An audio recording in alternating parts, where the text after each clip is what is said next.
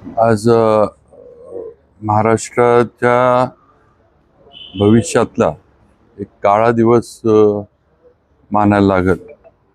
महाराष्ट्राचे उपमुख्यमंत्री आणि आमचे सर्वांचे नेते ज्यांच्या खऱ्या अर्थानं हे मार्गदर्शनाखाली आम्ही सगळेजण घडलो, ते माननीय अजितदादा पवार यांचं अपघाती निधन झालं. आणि हे सगळ्यांनाच एक हे शब्द नाही आहेत किंवा हे बोलण्याचे पण धाडस कोणाचं होत नाही की दादा आज आपल्यात नाहीत.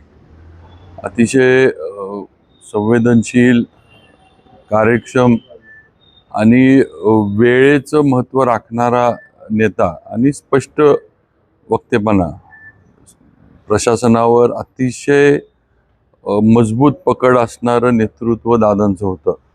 आणि असं नेतृत्व आज महाराष्ट्राच्या सगळ्या म्हणजे पटलावरनं हरपलंय. महाराष्ट्राचं फार मोठं नुकसान आहे. हे कधी पुढच्या पिढ्यानपिढ्या हे कधी भरून निघणार नाही.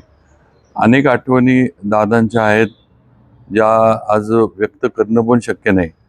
पण खऱ्या अर्थानं माझ्या राजकीय वाटचाल जी माझी सुरू झाली ह्याच्या मागं अजितदादा हेच माझ्या मागं पूर्ण ताकदीनं उभे राहिले होते. ज्यावेळेला माझ्या मागं कुणी नव्हतं, महाराजांचं, माझ्या वडिलांचं निधन झालं होतं आणि अतिशय संघर्षमय याच्यामध्ये मी राजकारणामध्ये सुरुवात केली होती. अशा ह्याच्यात दादांनी पूर्ण ताकद मला दिली आणि मला राजकीय वाटचाल माझी त्यांच्यामुळं सुरू झाली, त्यांनी सुरू करून दिली. हे नक्कीच मला सांगावंसं वाटतं. आज ही दादांच्या जाण्यानं म्हणजे सगळेच जण आहेत.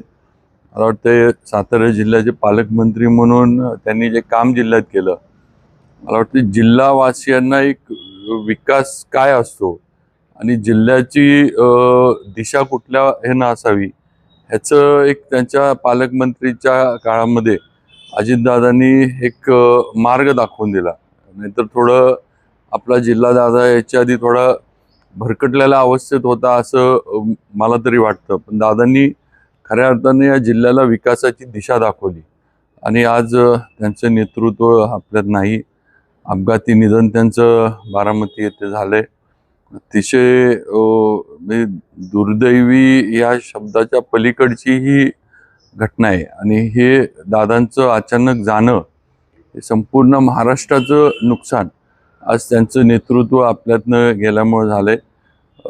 मी माझ्या वतीनं दादांच्या म्हणजे आत्म्यास शांती लाभो.